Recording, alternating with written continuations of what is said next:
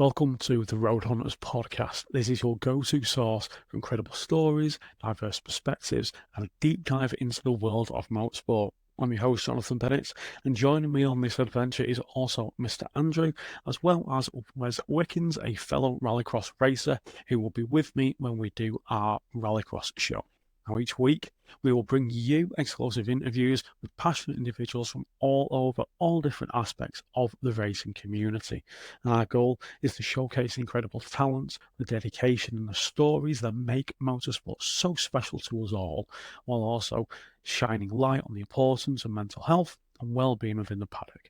And we believe that by sharing these stories and experiences, we can inspire the next generation of motorsports enthusiasts and create a more inclusive and supportive community, just like motorsports helped me when I was growing up.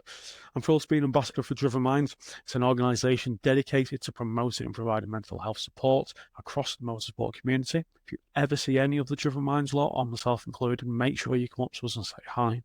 And together we're working to break down stigmas and raise awareness and ensure that everyone in the paddock has access to the resources and support they need to both thrive on and off the track. So buckle up, join us on this exciting journey as we explore the incredible world of motorsport, one story at a time. So don't forget to subscribe to the Road Hunters podcast on your favourite platform, the YouTube channel, which also has additional stuff, and follow us on social media for the latest updates and behind the scenes.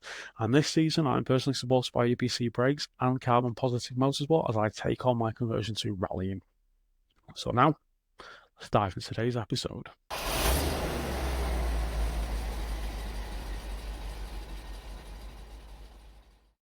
Something.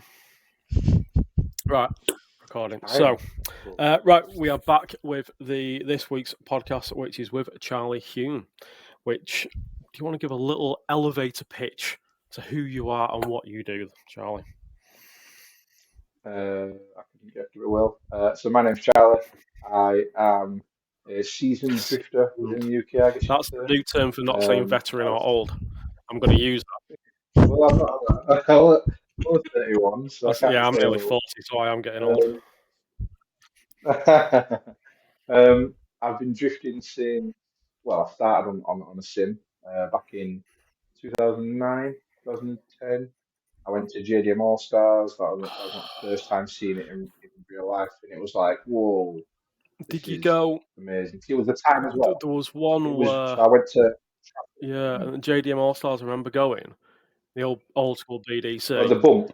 And it was just like surrounded by trees and fields and stuff. It was epic. Oh yeah, I went there. That was Donington. Yes, that was it would have been. Park. Do you know the circuit? It's like the back part of it. But like the year I went to watch it was when like Luke Fink was over.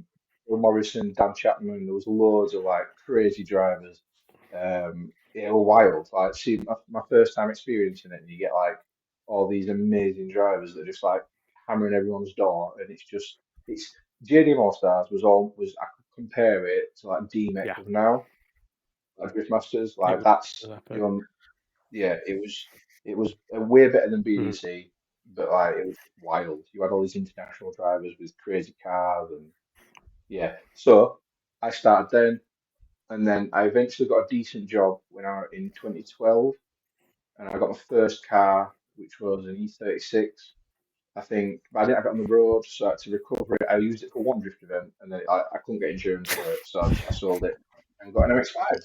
And then I had an MX-5 for a year. I did loads of events in that. Like I remember driving down to Rockingham, sleeping in the car overnight, and then drifting the next day, and then driving home again. And then I don't know, like stuff was a lot more. It was a lot cheaper back then. I guess I didn't run semi-slopes. I know. So like when I kind of started in cars, it was drifting for me was the thing. That's why I love drifting so much. R32 GTSD, which cost £1,500. Like, if you had 400 horsepower, you were like running the power. And it's a whole, I think, a different world. But we'll get on to that first. It is. So, wait, just quickly, go for it. Carry on.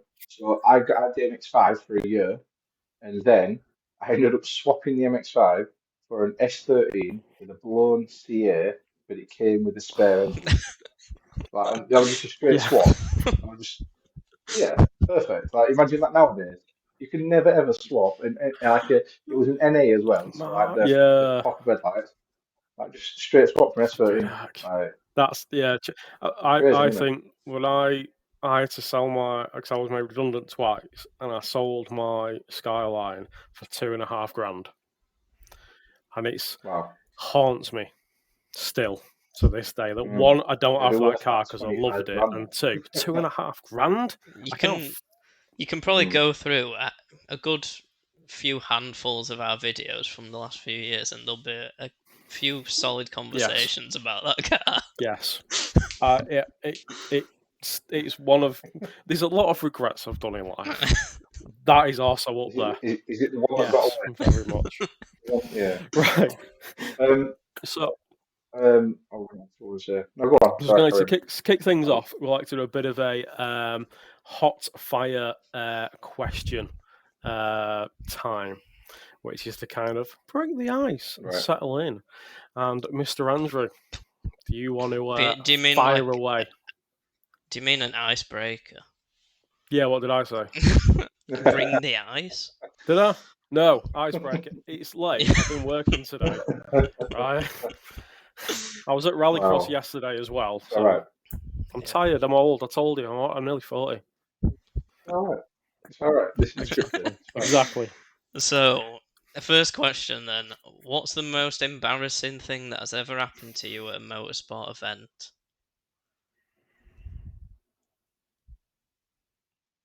I don't know. They make you think. These questions, they're good. That's the most embarrassing. Oh, I don't really, I don't I don't tend to do stupid stuff at events. I've blown an engine. I, so personally, I'd probably say that's probably the most embarrassing. Just blowing an engine because it's something I've done. Yeah. yeah. Like, um, I'm trying to think of something where like I've done something stupid. See, I do stupid stuff all the time. Like Yeah, my brain's horrible. Like I've done so much stupid stuff. It just Yeah. it goes in, and I remember it for a day, Yeah. and then it's so, gone again. so I And always say, because when I say like I'm um, an academic, people go, "Oh, like you must be like did a PhD," and I was like, "No, I am really stupid in like day-to-day life." oh, do you know what? Like, I've got oh, it. Right, so I was once at a Teesside practice drift day, and there was this guy who had an A86, like it was proper headlights. It was white with like a black like two yeah. tone, like it looked mint.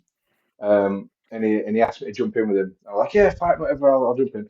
We did a few laps, and I was like, oh right, on your initiation, just try and flick it left before you go right, right. And then as we're going down the night, like, do you know Teesside? Yeah, so you go down the, like Yep. National, the big track, go down, it's like 70 Yeah, mile an because you hour go extra. down the hill, don't And you, so onto like, that one as you come into that the right. yeah, that's Oh, is that West my Track, track right? but we won National's a big one, yeah. Like Oh, BDC okay. layout, that's National. Um, and and as we're going up to it, he goes to flick it left, but it just carries going left. And so like he's in like this mint 86. I'm this idiot in the passenger seat that says, "Oh, just try this," and he tries it. He like mounts some tires and goes flying in the air, lands on all four, and like he's smashed a wing in, his bumper's split in half, and I'm just like, "Sorry, I mean, in mate." all fairness, he didn't carry out the instructions you gave him.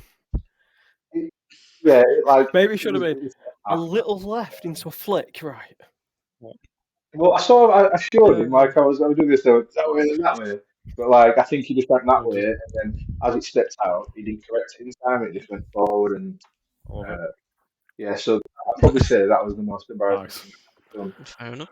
because I was just trying to help someone, and then ended up right. To be fair, I don't think it was that bad because I think he had to drive the car home, and we were all right. That's all right then. Like just the wing was mashed up and the bumper. I don't even know if he did like a headlight or something because obviously in them they're pretty Yes. expensive. Um, God. I like that. yeah, that was a. He might have done some suspension on it as well. Not ideal. Yeah, yeah. So no, So from now on, I try and avoid all advice. fair enough. Sit there Yeah. quietly. If you could have any superpower to use during a race, what would it be and why? suppose this is quite an hard one for drifting, Mhm. really. Well, Yeah, maybe something like being able to like talk to the driver mind and just like tactics through the or levitate. yeah, like you could throw them a dummy, couldn't you? Yeah. Like, oh, I'm gonna throw a massive angle now, and then like they'll just like straighten up or whatever. Or just like if you could like make noises in the head so like you think like the gearbox is broken, they'll Little just stop, bangs coming and through. then Like, like what's that? yeah, like ting ting ting ting ting, and then they're like, what's that That'd be noise? great. That I was, like that. Maybe that was I quite something like that. like creative, that one. that. It was. I'm impressed with that. I Yeah. didn't think of that. What's the weirdest pre-race ritual or superstition you've ever heard of or done yourself? I've done myself. I think I once tried. No, did I? I think I once tried, like trying to listen to the same song, like before like Yeah. qualifying or something. And in the end, I think it didn't make any any difference. Like, I think once I qualified like 19th, and then I might have qualified fifth or second or something. Like, yeah, I don't think. I don't know. Like you see like on Yeah, going back yeah, to the F1 series, you see people on that like they're like, oh, I've got to get in in the mindset, and like they'll put headphones in, listen to yeah, music, and do whatever. And I don't know. I've never tried it. Like I just tend to because so my race team, it's me and Amy, and then if there's yeah, friends about, they'll help.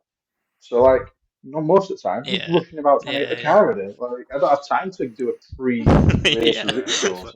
something. I know It'd be when nice I've to have been this. out, it's like everything else doesn't matter. It kind of just disappears Yeah, because that's your Mm, sole focus. I mean, I was yeah, absolutely crapping it whenever I go out, but it's like that. I think once you kind of flick that, this is just something that goes. I think you just flick a switch and it's just nothing else matters around you. yeah, yeah. I think it's more. It starts for me like when like because I know a lot of people get like really Mm. nervous when they're sat in a queue waiting to go out, and that don't phase me. Like as soon as I get to the front of the queue, and the marshal says like, right, go warm your tires up, then it's just like right, all on. I'll just forget about everything else. I'll be speaking to Amy because she's my spotter, and that's about it. Like yeah, as soon as I start warming my tires up and like I'm actually active in the car, then everything else is gone. Like yeah, I don't really think about anything else. And then like, as soon as the run's done, it's like back out of it and back in normal mode, and I'll start thinking about all the yeah, random shit then. But yeah, I, yeah, I don't really tend to get nervous unless it's for Mm. something big. Like if I'm battling for like top four or a final, then I'll be a bit like this actually means something. yeah, Like this is good. Or maybe even like a top Yeah. 32. Like they're the worst because you never want to get knocked out straight away. Ever. You always want to make it through one battle. So I think once you pass that, it gets a bit Mm. easier. Maybe not easier because you end up yeah. battling I know what harder you mean. guys, Though. but Like easiest sort of yeah, nerves wise, you're not thinking like overthinking it as much, kind of thing. yeah, like yeah, I don't know. I've never really Yeah. struggled in that, Okay. so I think it's all right in that sense. If you could choose any celebrity to be your co-driver, who would it be and why? Oh, there's a few I could choose. Um, I've forgotten his name. Ryan Reynolds. I think Ryan Reynolds would be Yeah, a pretty cool like passenger. Yeah, like yeah, he's just funny. Yeah. Um, and like me and Amy watched the Welcome to yeah, Wrexham series. Like, Oh yeah, I and forgot you he's did like, that. yeah, yeah, he's just funny. He seems yeah. like a nice guy, and I think he'd Yeah. make Oh, me yeah. laugh Cool. to Yeah. have in the car. What's your favourite car of all time, and where would you love to drive it? Jeez. Or one of the favourite cars because I always say this every I, time, don't I? I don't know how you can Yeah, actually pick a favourite car necessarily. yeah, I don't think maybe maybe just an F13. Like, I don't know. S13s are stunning. I wasn't one of them kids that had like so like for you guys for instance, you've got like Hmm. posters on your wall and stuff. I've never had that. Like I've never had a poster. Like, I've got canvases of my car up on the wall now, but like I've never had other people's cars on the wall. I've never had other cars. Like I've always wanted an S13, and I think that's it. I don't like, and I don't see cars come up on Facebook or eBay or whatever, and I don't think, oh, I really want that. I don't. I I just think it don't. I makes just have a sense desire, I because guess. when you build and drive a car, actually, there's the bit of you in that car.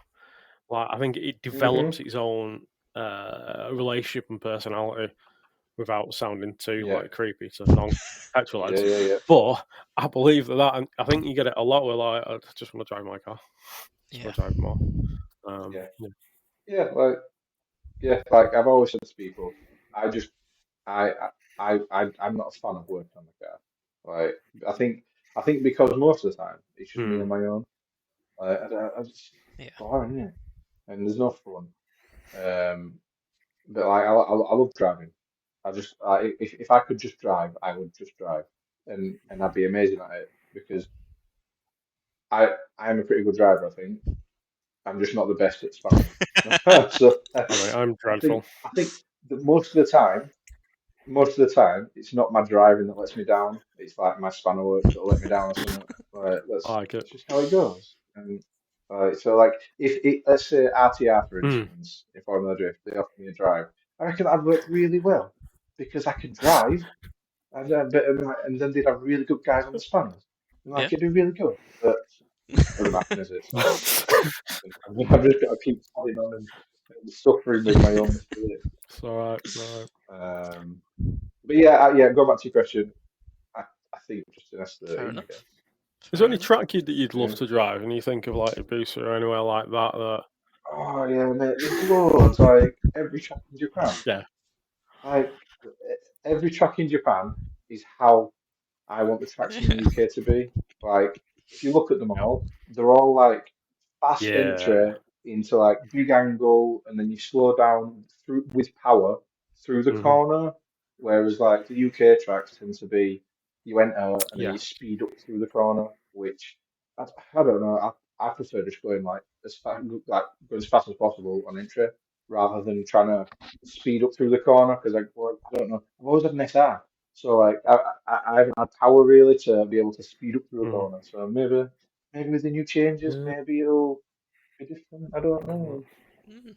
But yeah, I don't know. Probably going back to your question about tracks.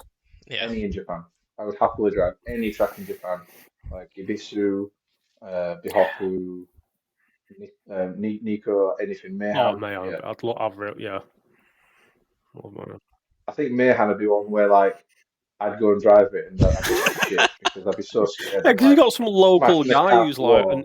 like a couple of Yeah, millimeters off the yeah. wall, like on that Mhm. entry Every bit, and you're just single like, one. cool, yeah. And then you'll see me like drive up and just like little handbrake entry, like, oh yeah, this is it. And then they're all just stood there laughing at me, like, oh, I thought this guy was good. Idiot English guy come over again. I'm like, Yeah, love it. Oh yeah, dear. exactly. If you could compete in any motorsport event from the past, which would you choose and why? Oh, I'd probably go back to like JDM All Yeah. Stars. I reckon that was maybe like the pinnacle of where like it wasn't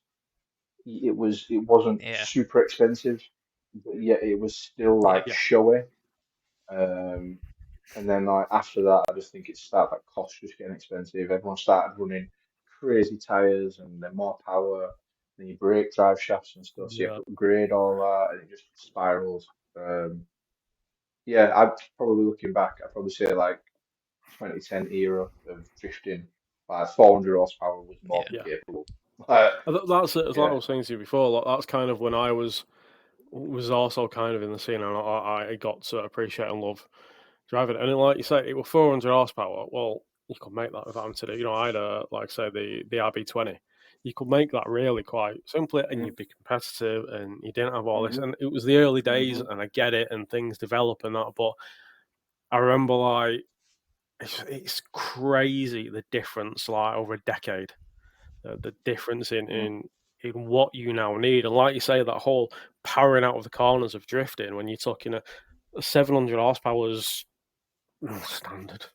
Like, and the kind of power with the tyres and everything, it is wild to think. Like back then, it was grassroots. Everyone's on Yeah, street tyres. that's it. Like just road Yeah. tyres. There was no No. semi slicks. I mean, maybe there was, but like most people were on street tyres, and they were like 225 40 18 street tyres. So it was Yeah. like 30 quid each. Absolutely. Whereas like now people are paying like I think it's like 85 90 quid for a tyre, Yeah. one semi slick, and like some people go through like 20, 25, 26 in a weekend. That's like Yeah, two because I and a know half in grand. Formula D, I was watching something like that. It was basically 30 grand a weekend in like just consumables. That's insane. It's wild. It's wild. Oh my God. But then if Formula D, you can run like 325 Yeah, tyres and stuff. that's just It's mental. crazy. Absolutely crazy. But yeah, probably like 2010 when people didn't run stupid Yeah. grippy tyres. Yeah. So what's the funniest or most unusual nickname you've ever heard for a driver or a race team? Oh, this is a tough question because I forget my team names. Like honestly, like so I could be talking to you two now, and this isn't like your fault. But like if you came through the T side in like a couple of weeks or whatever, a couple of months, and you were talking to me, I'd Yeah, recognise your face. I'd be like, I don't, and then like when we finished talking, I'd go to Amy and go, I've forgotten her name, and she'd be like, I do that a lot. Yeah, honestly, it happens a lot. But I know yeah, the people. Like I know that I've talked to them before, and I know that like I'm friendly with them, but I just don't know the name. Nickname wise, I don't know. I don't think like like English drivers have No, nicknames. it's not. It's not a thing. Um, I like a funny team name when you kind of get them up. I like what Peter Mm, Vajcek, D-Mate. He's a yeah, candy man. yeah. What's that about? Random. Like, what, does he go around schools in a van, like with sweets in the back? Like, what's this about? I just I've yeah, often wondered that that's because one that his confused YouTube me. channel's named that as well, isn't it? Or Candyman, a Candy Machine, like that. Well, his YouTube channel's Candy Candy Machine, Machine that's it. because he used to do it with James Dean. And it's Yeah, like, he used to do it with James yeah, Dean, because so it was they like same Candyman and team, weren't they, Machine. in FD? Yeah, they were. Morgan, Yeah, was it? but yeah, so like I don't Candyman. Yeah, What's that I about? like it. Is it because of his hair? Like it's like a big He frizz does, and it looks like yeah, candy floss. Is that it? maybe. I don't I know. like it. I don't know. What's next, Andrew? So if you could only eat one type of food during a race weekend, what would it be? A pot noodle. Which one? Green? Chicken, Chicken. yeah. Sound, we're Yeah, fine, we'll chicken. get on. Yeah. Excellent. Like I like but ideally a bit of bread with it as Oh, well. proper. Yeah. Buttered bread, even better. Like yeah, that'd be good. Quality food. Fair enough. I feel like so that you can get the different ones, can't you? In fact, weirdly enough, I tried a doner kebab pot noodle today. That was I horrible. can't Yeah, imagine that's Right. ever going to be that. yeah, I can't imagine that's great. There was just no resemblance. But then Amy tried it and she went, "Oh yeah, I can taste doner kebab." I went, "I can." Right. But, and then you can get the brown one, the peach and tomato Yeah, or I had something. that once and That's I feel like that. I only have that like in ill. And it's like, oh, there's no else to eat. I always have beef and tomato pot noodle. But even though I don't buy them, so like, I don't know I'll get one. But yeah, sorry, like it.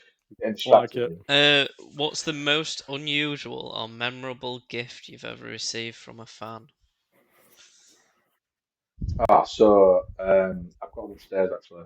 There is there's a canvas and two photos that one of my friends got, G Kirkbright. I don't know if you heard of him. Like he generally helps pit for me.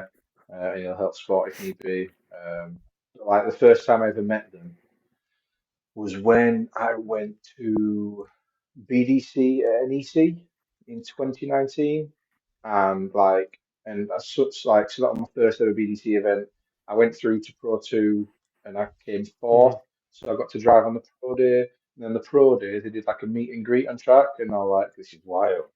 And then like yeah, they came down and talked to us. I got pictures with his daughters. Um, and then like he likes to show me the picture of his daughters every now and again because like they're all grown up now. They look totally different. But yeah, like he's a very big supporter, a good friend. Yeah, like he bought me two printed pictures, and then there's a canvas as well. And they're upstairs in the bedroom on the Nice. wall. And that's like a really nice Nice. gift. Um, yeah, that's it's Wow. nice. Right, last one then. If you could create your own dream motorsport event, what would it be called and what would make it unique? So, thought about this before. You get a lot of people. I bet there's a lot of drivers out there that can't afford. They're really good, but they can't Yeah. afford to do it. So I would love to do some sort of competition where, like, let's say a drift competition, but like I would make like I don't know 20 Yeah, identical like a cars, single make and they're series all I did drift. yeah, but they're all identical. So let's Yeah. say, just for example, just to keep it simple, we'll do an S13 with an SR at 300 horsepower on 225/17, Old right? school. And everyone runs, everyone runs exactly the same setup, like same pressure, That's a everything. good point because And a lot of and motorsports you have like single make series. So you get it in rally, and yeah, they're doing it now with the Cooper S's. You get it in rally cross with the hmm Cooper S's, Swifts, what have you. But yeah, like, and it's seen as a way of controlling, I suppose, that element. You get it a lot yeah, in yeah, touring cars with stuff. and Yeah, generally, and if you watch the races, they're yeah, Yeah. always quite yeah, close. exactly. Yeah. So like, Oh, that'd be cool, but man. so like, I feel like it's a way of people showcasing the talent without Yeah. having the budget. Like, obviously, it costs more to enter, but there's no car. Like, you Yeah, don't. because it's Everything's being ran provided. for you. Right for you. Yeah. Like, That's and like, I always quality. feel like because I think the reason for this is because I've always been one of the guys that hasn't got a big budget. And like I don't have the money to run the best tires or the most power. Like last year, I had 450 horsepower, and that's like the most I've ever had. Like where some people, that's like their Yeah. base mark, and they've got like 800 horsepower. It's crazy. And like so for me, if I could enter a competition where it was like an even playing field, Yeah, everyone cool. had exactly the same car, then like I feel like I do pretty Yeah, well there. no, I like that. But that. Well, Oh, he's gone. He'll be back. Back, great. Oh, boy. oh, You're he's back. here. Hello. Well, You are right. Was that my fault? I No, don't know. it's where it drops out. Did I did I drop Just out? Or you. did No, we all no, I drop think out? it's yeah. We were still on. That's weird. Oh, sure. Fair Okay. enough. I don't know. So yeah, I Sorry. was going to I say hope that. I hope that hasn't No, ruined no, my no, It's day. fine. Yeah, that's it. We've got to start again now. Yeah. I was going to say that I remember watching you, and it was a stupidly wet event, and I think you was in.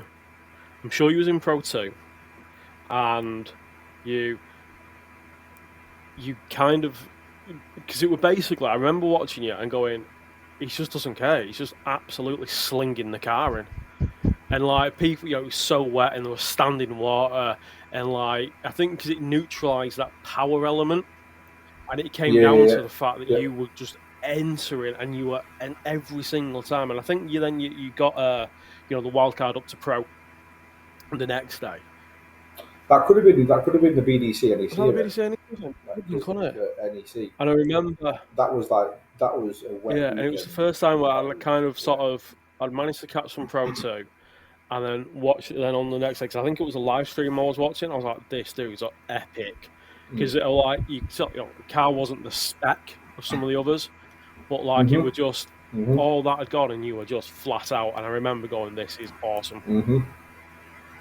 Yeah, and so like it's annoying because on the Pro 2 day I got to top 4 and I finished 4th, and then I got to Pro, and I think I qualified you did 5th something ridiculous in Pro, again. I was just like, and I got a bye through to top 16. I'm like, oh, this is sick. And then I did my top 16 barrel, but like when I was chasing him, like we came round, and for some reason, on like my car just straightened and fucking got him. Like I think he was either going, I think he was going a bit slower than I thought, and so my car didn't have the power to spin the wheels whilst going slow behind him. Like I just have to go fast all the time, and so like he straightened up and I doored him. But like on my lead run, I think I pretty much like I just left him for dead and he made loads of mistakes. But because I doored him, I lost the battle. Whereas I would have won and then got through to top 8 other than that. But, cool. yeah, like it's just like silly little mistakes that sometimes. I think that kind of links that balancing almost as well, like with the wet, and it kind of it brought, I think, that level of power back down. So it was down to commitment and entry and speed through. So cool. Can you switch your microphone again? Because I think it's going to the other one. Oh, that's all right. Yeah, I was with that. Perfect. Yes, excellent. So, yeah, moving on. So, kind of growing up then, what was your influence on cars? Like, have you always been a bit of a petrol head? Was it something you found later in life? I get asked. I've been asked this before, like how I got into drifting, and I don't know. Like my dad isn't really into cars. He loves his old Cortinas. Yeah. Like that's it. That's all he cares about. But like, I honestly think it could have been like Fast and Furious, like Tokyo Drift, and like just seeing that because I think that came out in like 2007. Yeah. And then like I think shortly after that I was like, oh, I want to go drifting. But I think at the time I was like 15 or something stupid. So like, yeah, that's not happening. And then I eventually found out about sim, and I got like a Logitech G25, and I would like spend all my time on that. Like it was Live for Speed. You ever played Live for Speed? That is old school. Yeah, old school. But like amazing though. Yeah. Like, at the time, the physics were so good. Like apart from the tires, obviously, but like yeah, it's so good. And I literally spent like I get back from school, boom, straight on simulator, like all night, and like and I went to like from there I went to like my first driving lesson, and like I could drive straight away. And he was like, "How do you know how to drive? It's your first lesson." I'm like, "Yeah, well, what simulator, mate? Like I can do it all there." And then my first drift day, I remember like it was in my MX-5 or the E36, and like I was just linking the track straight away, just because I know how to do it on a sim. And going from a sim to a real car is easy because you gain more sensors. Like you can have feel more the car feel moving. in the way it's moving, I guess, in the car. Yeah, and like you can feel the wheels slip out your hand. Yeah. Like, and it's easier. It's like real drifting compared to sim drifting is so much easier. Do you still sim drift now then, if you think how it's kind of moved on with I wish I could. But I don't have space. Like, 2 kids, just still in the same house. It's like with my sim setup is basically here. So this is like my little office. It's literally the box room at the top of the stairs. It's where I have the little office, and then I just get me thing. It's straight on the desk, and off you go. That's what mine used to be. Mine used to just be like clamped to the desk, the pedals underneath it, and then the shifter was clamped next to it, so it was like mine's at the same height. Yeah. Like, it wasn't lower down like a real car. Exactly. But then, like, we've got a little cupboard under the stairs, and I did have a sim in there at one point, but then that got filled with bikes and scooters and stuff. So yeah, I just have space. I wish I could. Especially with like you said, how sim drifting's come on now. Like, like you can get like pretty much a realistic setup, like not including movement, but like the wheel and stuff. Like the direct drive stuff is pretty insane. Definitely, I think that's it. Is and also I suppose the engine drivers in the games themselves. Or simulators, not really games anymore. Genuine simulators, and you think of the work that's gone into that's crazy. And obviously you do. If you look at like, go on. That's all right, mate. Please carry on. I was just going to say, if you look at like top drivers, they all have simulators. Like James Dean, Conor Shanahan, all the FD drivers. Like Ryan Littrell, he competed in a set of course a drifting series last weekend and won it. Like, so like it obviously translates over. Yeah, you even look up to like F1 and Verstappen sat there playing sim night before he's going and fucking racing in an F1 next day. Like, it's mental, isn't it? Yeah. Yeah, I mean, Yeah, again, because because you can look at people like Jimmy Broadbent, who made his career through sim racing, and then now he's doing like what was it, the LMS series, and all the crazy stuff. Like it's. I think it is wild now. I think that traditionally it was always the karting way in, especially if you're going to a racing. I think drifting was kind of difficult because there wasn't really any other way of doing it. And then now you've got this sim way, which also almost kind of comes in a different path for people kind of coming into it. well, like you've got iRacing. That's quite expensive. it's expensive, but it's supposed to be quite realistic. Yeah, it's quite good. They've just released a rain mod as well, which I haven't done yet. All right. I mean, I don't understand how anybody's going to have safety rating left. But anyway. I'm sure you're going to have to pay like a fortune to... More than likely. Yeah. Yes. Obviously, you do a lot of RC drifting as well. I do, yeah. Being one of your sponsors as well, who help you out there, is it Drift Manji? Yep. And I think that's obviously something that I always thought looks so incredibly cool. Do you find that there's any kind of link in that at all? I know it's a very different. You're not in the car, but is there anything to do with? Because I talked about, for instance, somebody who does like endurance racing, and they were also doing, I think, touring car RCs, and they're saying setups on the cars and all this. Like they kind of almost learn a lot about how it impacts the movement of the car. Do you find there's any link into RC drifting compared to actual drifting? Yeah. Oh, too right. Like, I went and just tried the buddies out. Like, I've never really had an RC car. I had one when I was younger, but like it was a rubbish one, and I haven't really had it since. And then I went and tried a buddy's RC drift car, and like within a few laps, I was able to like drift a corner and other stuff, and then just like and it slowly progressed. And the the setup is quite different because obviously with an RC drift car you run plastic tires because you don't need grip in a way because like imagine how fast it'd be if you had rubber tires, it'd be ridiculous. But all the weight on an RC drift car is at the rear, so like you have your motor and your ESC, which is like your ECU. You have that over the rear to try and put as much weight over the rear for the grip to like, push the back wheels into the ground. So it's suspension wise, I've made my RC drift car drive exactly like my rear car. So like I can throw it in big angle and it'll just wash. And like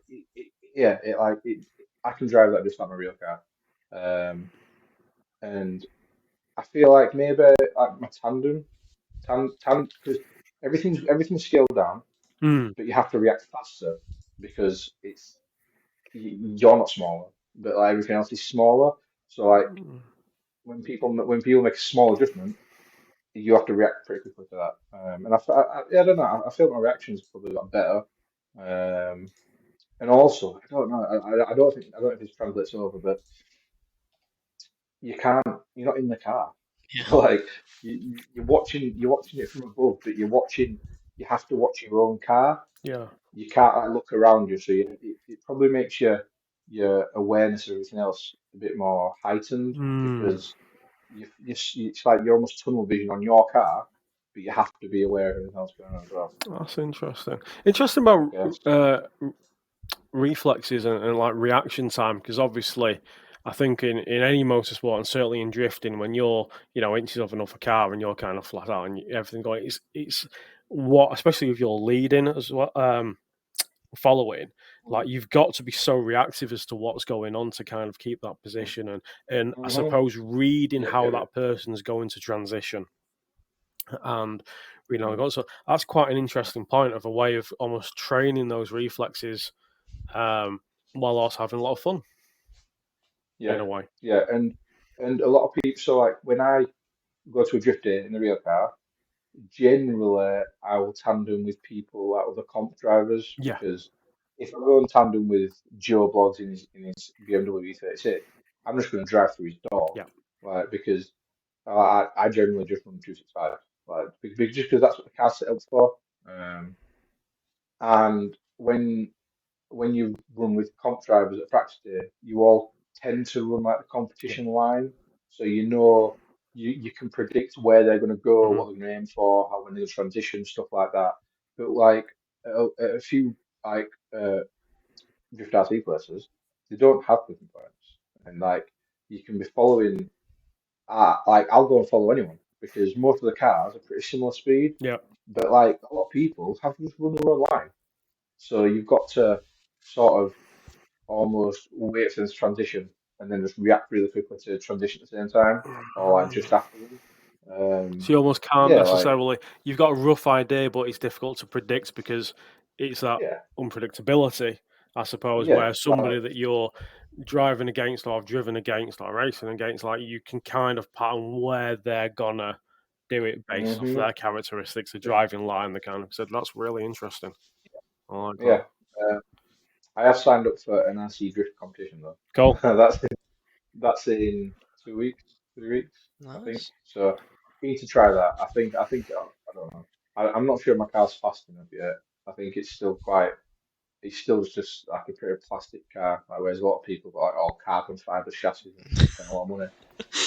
But I think Nice. I've probably got a few quid in mind. So yeah.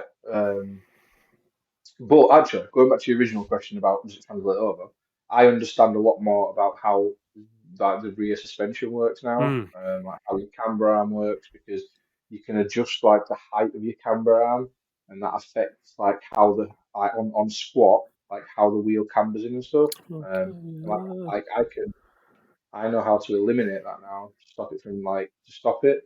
So in essence, I should be able to translate that over to my real car, and instead of buying lighter knuckles, I could just like maybe make an adapter, and they'll fix it, and just from standard arms. Yeah, that's it. I've heard Just that, like I said before, from people on, especially suspension setup.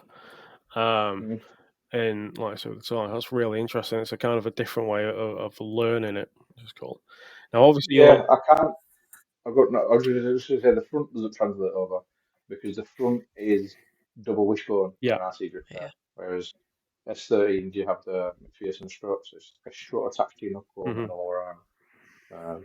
But yeah, the rear translates over, and it's quite interesting. okay, that's cool. And obviously, you're doing a lot of kind of RC drifting this year, primarily because you have this wonderful brand new kind of build and engine coming out. Obviously, your S13 is. I mean, I think I'm a big S13 lover. I'm a big S body, S chassis, and I'll just Nissan in general. To be fair, I just wish they didn't cost what they cost now.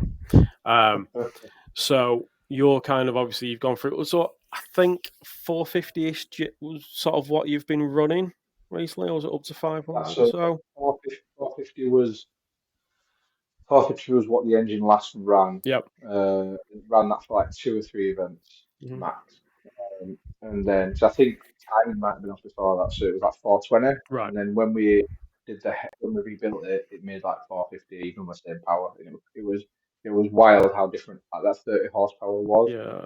Like we were at Pembrey for the last round, and like it was fifth gear, like just drifting fifth gear. It was and like it didn't pop down. It just like went. It was yeah, it was pretty crazy. Like I ended up battling Hayden Crutcher. Yeah, and I beat him. Like yeah, it was crazy. But yeah, the new setup. Yeah. So talk us through it a little bit. What's the plans? What's going on? Just imagine an SR but bigger. Just two SRs plunked like that, with like a turbo. Yeah. Excellent. I mean, Yeah, it's going to be. So I'll tell you now. So we're fitting a 1UZ. Yeah. Interesting choice. With a turbo. Yeah. Like I've done some research. I've got some friends that run it, and with the standard engine, you can run 500 horsepower. Yes. Like you don't have to touch it; it'll just run 500 horsepower. But if you put head studs and multi-layer head gasket in it, you can get like 800 horsepower. Like 800 is pretty wild. The setup I've got, or the setup I've got coming, it's a Borg Warner S 366X, I think. The car, it was on the one you used before, and it made like 670 horsepower, something stupid, Wow. and then like 500 horsepower at gate pressure. So like that's the route I'm going down. Yeah, so that UZ then, so that's Lexus V8. So obviously, I Mhm. suppose it's going to be interesting, I think, from a torque perspective as well, because obviously you've had that 2 litre, having to keep the revs up nice and high, and you're kind of going to go something that's got a very different torque curve Yep. to I'm some going degree. to show you a picture of something I bought for the one user. Excellent. Which is it's sort of ruining the whole thing, but I like it. So. That's fine. If Let me it's find something the you like, picture. you just got to figure a way of doing it. Yeah, so I've figured the way already. I've sorted it. So I have bought. So you can see that. Yeah. Oh It's yeah. it's a Holly intake. So it's like an LS intake, like the top Yeah. part. And you can get an adapter that fits onto the bottom half of the one UZ intake manifold. Oh, interesting. And so what I've read so far is the intake is the restrictive part Yeah. of like the one UZ making power. And that the top part of the one user, that's why they mostly make power like 5.5. That's 5.5 grand, which I don't want that. Like I want to be able to like rev it all the way to like 7 grand Yeah. and make power all the way. So the change of intake is partially to do with that, partially because the standard one looks rubbish, like absolutely, it just looks horrible. So I just want to get rid of it. Yeah. But that's good enough. Aesthetics is a perfectly good reason to do anything, in my eyes. Maybe not for the cost, but Maybe, hopefully yeah, the maybe performance not. gains that way. So what was the reason of, I suppose, traditionally LSs are always, I mean, I'm going to go obviously, sorry, what was the reason for kind of going down the UZ route rather than kind of like the LS or the other than I imagine there's a cost difference there because the LSs That's are. it. Yeah, that's purely it. Oh, And you know, so like, you could pick up like, I mean, I when I was bugging Andrew about doing an IS200, yeah, did it quite a lot, and then I went and bought a Saxo, bit different. I was looking at buying an LS400 as well, so I could take ONUZ out of it, do a manual conversion, and whack it in, and the prices was just so much different. It was insane. But the engine itself, from what I could research and what you're saying as well, it was a very capable engine. Very capable. Yeah, like I priced it up for an LS, like just an NA LS. You're talking like 4 or 5 grand. Yeah. And that's like 400 horsepower. And then if you want any more, it's going to cost you X amount to turbo it or supercharge it or put a big cam in it. Whereas like in one UZ, you can buy the engine for like 500 quid, like 800 quid, and like head studs and head gasket, and you're away. Like the full. I'm hoping it'll work out, but the full conversion to the one user turbo setup shouldn't cost me any more than what I've sold all my SR parts for. That's all right. And I should be able to run like 600 plus horsepower. That's wild. And because it's twice the size of an engine, it should be less stress because it's shared out more. Okay. Rather than like making over 100 horsepower per cylinder. Yeah. Yeah, and a lot more. Like, obviously, there's a lot more literage in it. So, what's the plans on? I'm thinking drivetrain and gearbox, kind of from that. So with the SR, I ran a 350Z gearbox and a Skyline diff. Yeah. Yeah, 5x1 shafts, everything. I've never broke a gearbox or a drive shaft or a diff broke. So I'm just keeping that. Like, Yeah, with and the just one getting the user, adapter plate. So I suppose you can get an adapter plate to be able to fit them in. Yeah, so I'm pretty much buying a fully done kit already. It's coming out of one. It's coming out of an LS400. You'll have seen it actually at Teesside Turbo Shed. Yeah, I've seen that one. Yeah, I'm just buying all that. Like I'm buying the exhaust manifolds, turbo, the gearbox, the adapter plate, flywheel clutch, ECU, engine loom, like the lot. Nice. and that should just drop in mine. Hopefully, I think I'm going to need to adjust gearing slightly. Like I might need to get a slightly longer diff because I don't have the revs. Like with my SR, it'll rev to almost 8 grand. Okay. And I think the one you said it'll be revved to about 7. Yeah. So a little bit less. Yeah, I think I probably need to change. I think I'm on a 4.3 at the moment. I might need to go to like a 3.9, maybe. Okay, a little bit longer, yeah. And what do you predict in terms of driving style? Do you predict that you're going to have any different driving style you may have to do, or is it just to see what happens, chuck it in and find out? Yeah. Excellent. That's the way I always like it. I don't know. I'm not going to worry about it. Like if it drives different, which it will 100% drive different. The thing that concerns me more is how the car handles it. Yeah. Like suspension wise, because with the one you said, so I'm moving the radiator to the boot, so it'll be a rear radiator. Okay. So obviously that means there's going to be more weight over the rear end as well, which could benefit me, more grip. But then obviously the whole car overall is going to weigh more. Yeah, and then how is it going to rotate with that different? I'm assuming that the UZs are heavier than an SR. So oh, is it? It's an aluminium block actually, isn't it? So what an NA 1UZ, like a bare 1UZ, weighs the same as a fully built SR, like with a turbo and everything else. So hopefully, so the weight shouldn't be too much.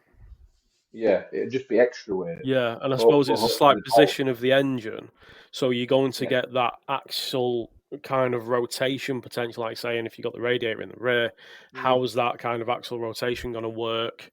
That's probably going to be where that kind of element comes into, I imagine. Yeah, and I think I'm going to have to play about spring rates and again roll bars. But yeah, that sounds exciting. I'm excited yeah, like at first, when I first committed to it, I was like, "What am I doing? Like, am I making a bad decision here?" Because I've never driven. I've driven a V8 car, but it was like an NA BMW motor, so like 300 horsepower. So like, I've never driven anything with power. And yeah, when I first committed to it, I was like, "Oh, what am I going to do?" But then, like, yeah, I've thought about it, done some research. And that intake, that's probably the most exciting part for me. I think it's going to sit. Although I'm a bit concerned about chopping my carbon bonnet up to make it fit, because I know it's going to stick out. So I don't know whether to sell the carbon bonnet and buy like a fiberglass job. Yeah. Or just run the carbon bonnet and just put it up and be like, yeah, this is sick. I don't know. Yeah. But yeah, I'm not overly concerned. Like, I know it works, and like, because there's loads of other people that have this engine set up in loads of cars and it works. So it's not going to ruin the car. It might drive different, but it won't ruin it. Like, it'll still definitely not. I think it's a really good way of doing it, and it's a way of doing it where, you know, as like a clubman and building something that's, you know, not thousands and thousands and thousands, tens of thousands of pounds. You're doing it kind of yourself. I think it's really cool as a way of researching and the way to be able to do that. I think that's quite exciting, and I'm looking forward to that a lot. I just need to crack on with it now. Yeah, yeah. Honestly, with doing the RC stuff, I'm not interested. Like, I picked up the engine. I picked up the engine like 3 weeks ago. Right. And like I unloaded it into the garage. Right, me innocent. Like, at the moment, getting dirty in a cold garage does not interest me. Yeah. When summer comes, it might get a bit easier. Yeah. I can't blame you. Like when it's like lighter evenings and stuff. Yeah. But yeah, I don't know. Like at the moment, I'm enjoying tinkering with the RC cars, and I can sit in the kitchen. It's nice and warm. I don't get dirty. Like, yeah, it's cool. It's cool. I love it. But yeah, then I was. What was I doing? Oh, I was passing by Teesside the other day. No, when I went to get the engine, I passed by Teesside and Yogi was there teaching PH drift. And like, I watched for a bit and I was like, yeah, this is pretty cool. I want to drift again now. Yeah, gotta get but then like, by the time I got home, I was like, I just forgot about it. I was like, all right. let's just go out drifting.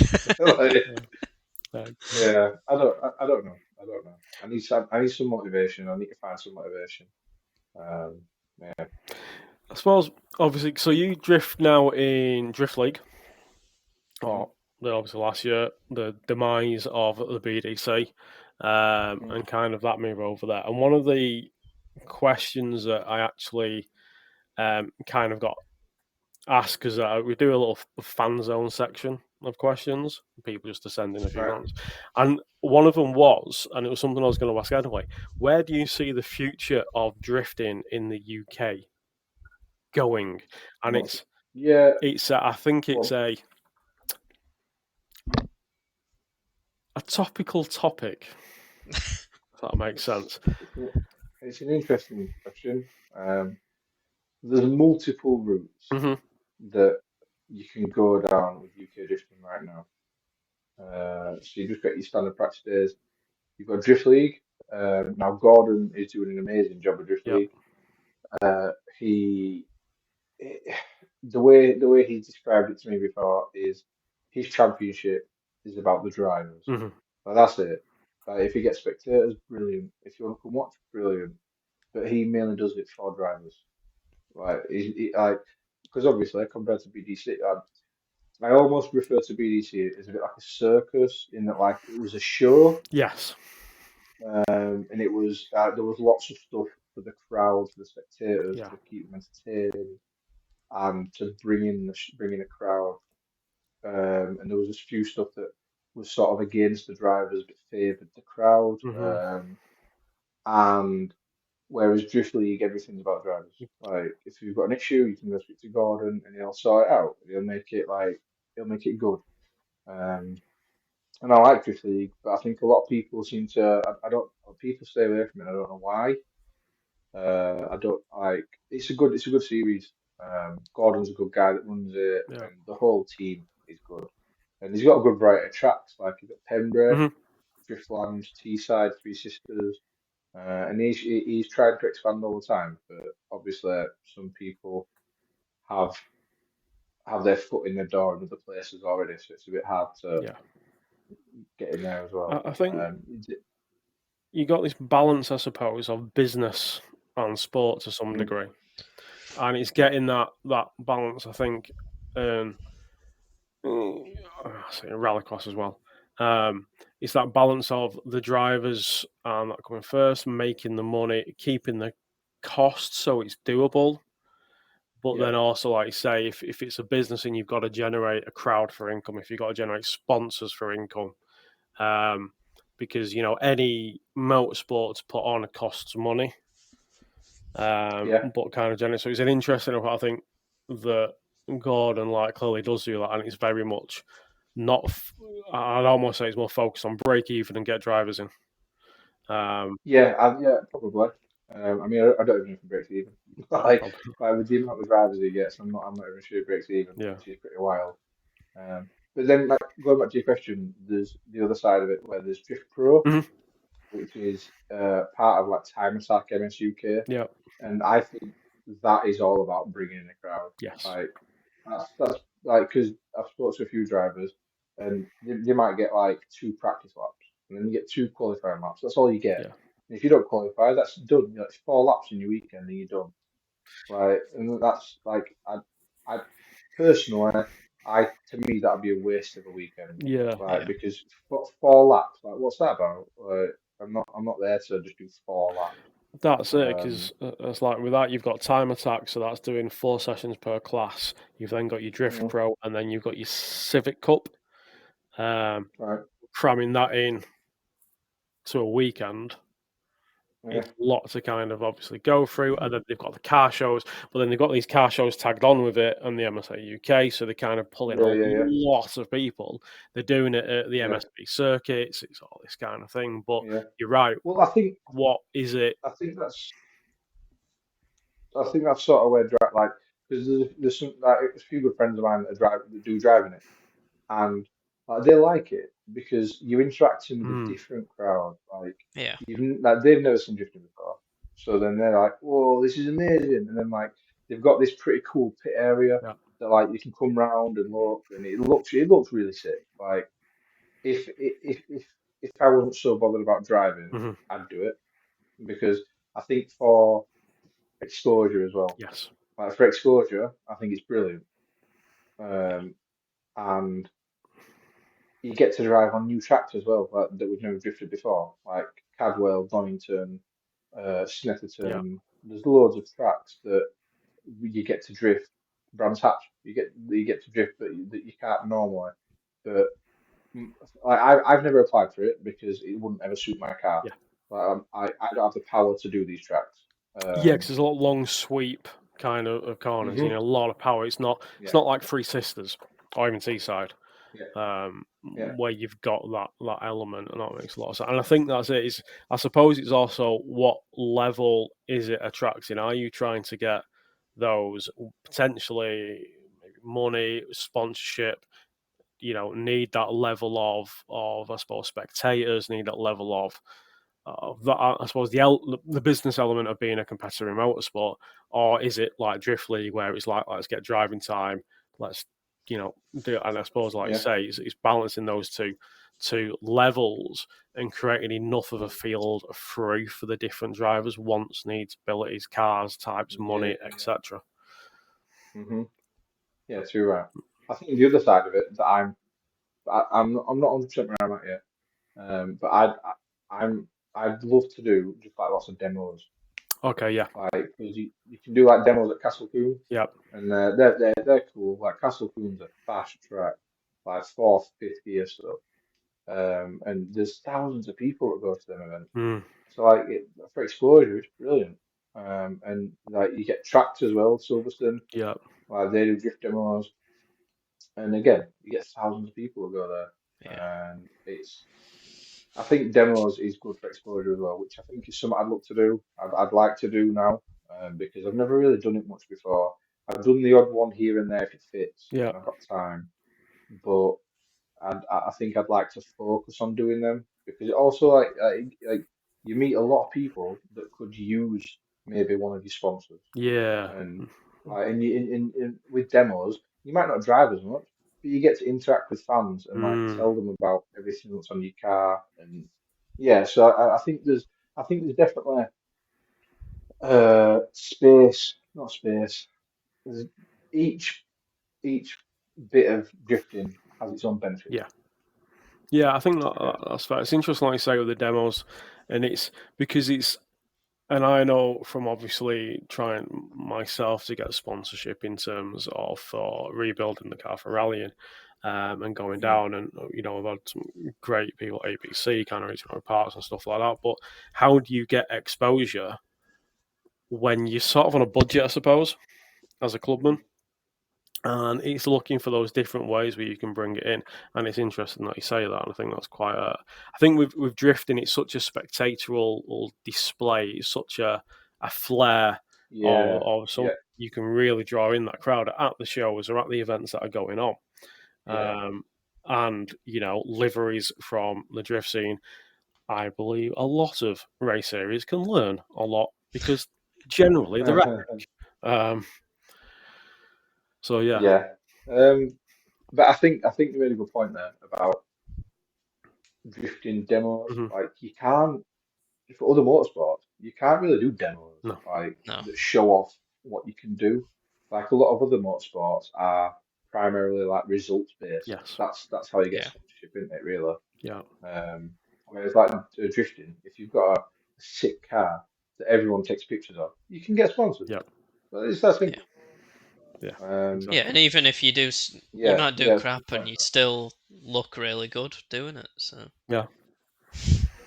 But exactly. Like there probably is a couple of drivers that I can think of that aren't amazing drivers, but because they've got like a good social media and everyone loves the car, then they can crack on. Like sponsors like it, so that's fine. Especially going to stuff like tracks, you're gonna get a lot of people that don't know about drifting, and they're just gonna think, "Oh, that car looks cool as shit." Cool. Yeah, definitely. I think that's Yeah, it. and then If you take something like rallycross and rally and all of how do you demo that other than being very loud and so obviously they're quite extreme motorsports in a way, but compared to drifting where you can really show off this incredible spectator sport, I genuinely think rallycross and drifting are the two high spectator love sports because there's so much going on. How do you actually get that out to other people? It is an interesting point, definitely. Yeah, and with drifting, probably rallycross as well. Like every driver has their own style. Yes, yeah. Like F1, everyone's just fast. Mm-hmm. But with drifting, you can have someone who comes flying into a corner as fast as possible with that big angle, or you can have someone that does like a big flip. Yeah, And you're like, I love a nice look. I don't know, it just looks cool, doesn't it? But then, then even just coming in flat out and just whacking it up and slinging in, but drifting's just cool. That's it, basically. Drifting's just cool. I'm a big fan. Anybody who knows me knows I'm a big fan of drifting. Yeah, cool. So I suppose what we're on now. So so we'll start wrapping up a little bit. So obviously we've got the future goals. We've kind of gone through the cars. So a couple of other questions that sort of came in.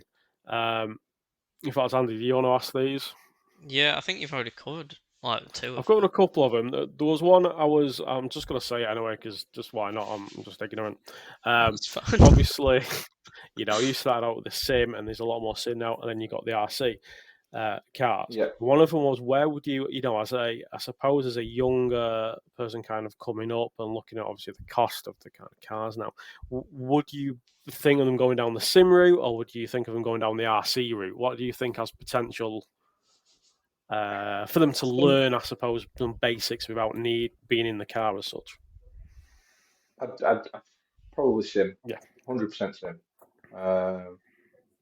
Like you can learn to drive on a sim. You can learn to drift on a sim, and that just translates straight over into a car.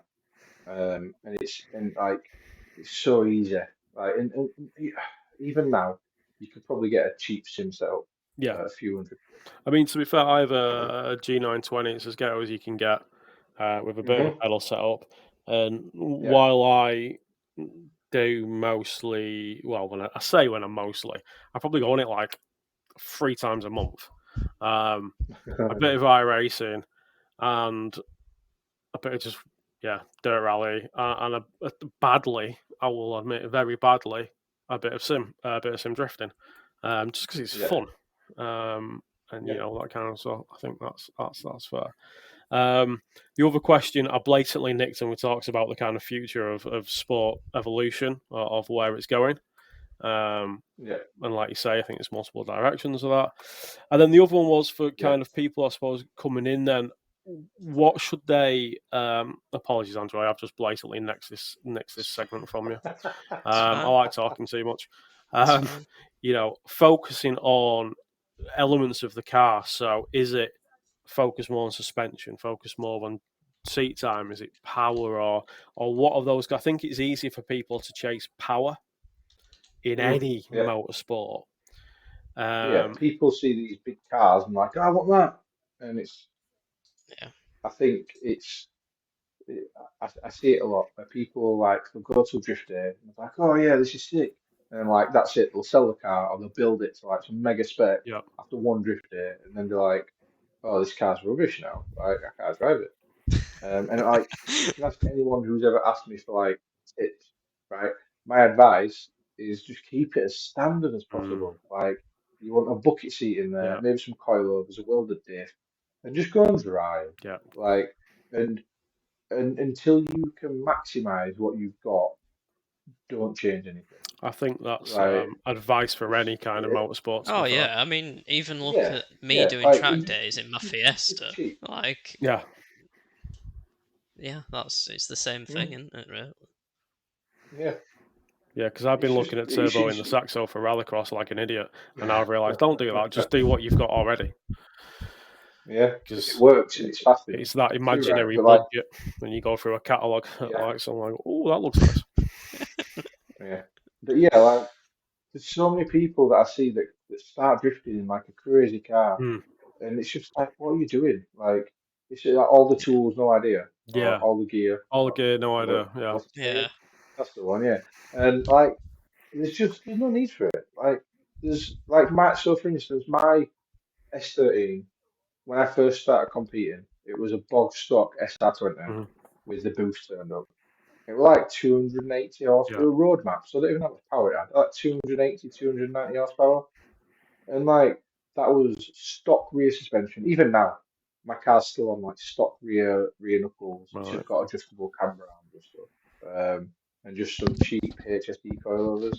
And like it works. Yeah. Like it clearly does work because like I've got results out of that car and it's fast. Like it's not super fast. It's not as fast as some of the full wide fab setup, but like it's not slow. Yeah. And there's so much you can. There's people just like think, oh, this guy's got this, so I need to get this. Yeah. And you don't need that. Like you literally need like a bog stock car, weld the diff, and just like pump the pressures up and just go and drift it. I think that's it. And if you take something like the cost of Wisefab, like a full Wisefab setup, like you can do seat time, and you can get out and do it. And it's looking at that of, I think certainly starting out, and if you're clubbing, if you're one of us who play everything we have into this love that we have, but we don't have massive backing, there's an element where just get out and drive and get out and do it. Seat time is king. Yeah. Like you'll always see in competitions, like drifting especially, you'll see there'll be some guy in a low powered car, but he will be super consistent. Like he will be able to do the exact same line over and over and over because like he can't afford a big car, so he just goes out and drives. And like I feel like that's way more valuable than having an expensive car that costs shitloads to run. So you barely drive it, but like it is competitive, but you barely drive it. So you're not a very good driver. Whereas like if you've got a cheaper car that you can go to a drift in, it costs you £100, £200 because you can cheap tires, barely uses fuel. And you can still make it look good, and you can still like play with it, and you can still build it, and you can still do all that.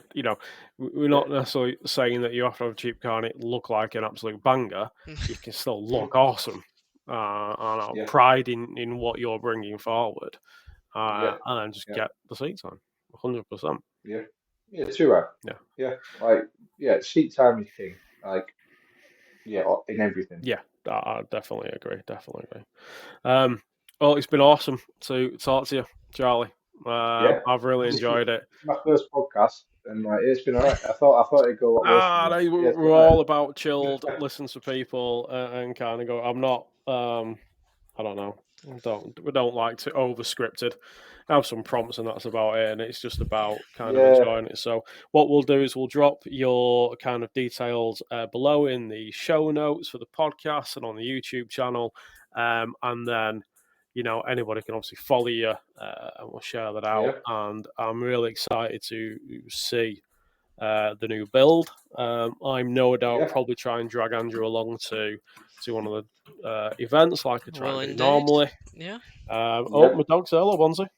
That means he's getting annoyed, and I clearly need to give him attention because I've not given him attention in a while. So thank you very much. Like I said, we'll drop everything below, and thank you very much for coming on, Charlie. It's all right, guys. It's nice to meet you both. But yeah, like when the car's done and I'm at a practice day and it's like working, like come along and jump into some passenger laps. Like enjoy it. Like, cool. I have an issue with being a passenger. And this is why I don't co-drive in rally.